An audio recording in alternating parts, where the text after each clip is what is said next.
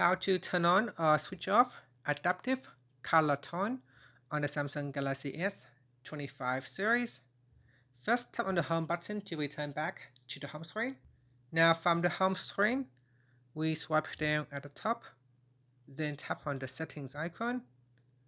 Next, in the settings page, we then scroll down, and from here tap on display. After that, we scroll down and tap on adaptive color tone.